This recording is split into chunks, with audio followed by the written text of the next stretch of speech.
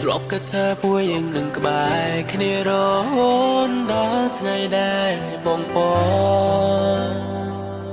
ជាថ្ងៃដែលបងបានឃើញនួនក្នុងសំលៀងបងពេលរៀបការពេលនេះនៅនឹងគេមានសំណាងបានអូនជាគូ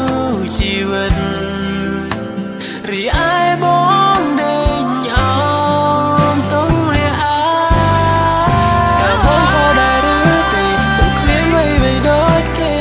មានតែបេះដូងស្មោះតែប៉ុណ្ណោះធ្វើត្រូវហើយដែលអូនចាក់ចេញពីបងនៅពេលនេះព្រោះបងគ្មានលទ្ធភាពនៅក្បែរអូនទឹកភ្នែកជន់ដំណើរស្រីទៅរកអ្នកថ្មីព្រមគេមានអ្វីផ្គប់ចិត្តថ្លៃបងអ្នកក្រប្រឹងត្រដល់រស់កុំដល់គ្មានអ្វីឡើយគ្មានណាកាំងបានថ្លៃក្បែរឡើ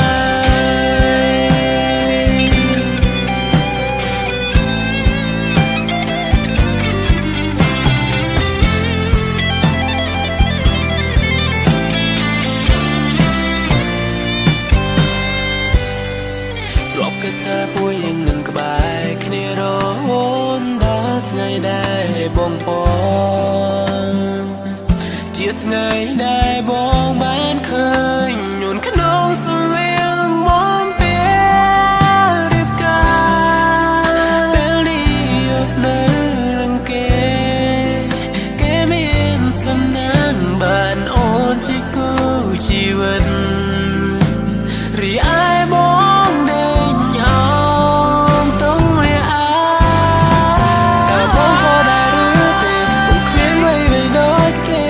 មានតែបេះដូងស្មោះតែប៉ុណ្ណោះធ្វើត្រូវហើយដែលអូនចាក់ចេញពីបងនៅពេលនេះព្រោះបងគ្មានលទ្ធភាពនៅក្បែរអូនទឹកភ្នែកជន់ដំណើរស្រីទៅរកអ្នកថ្មីព្រមគេមានអ្វីផ្គប់ចិត្តថ្លៃ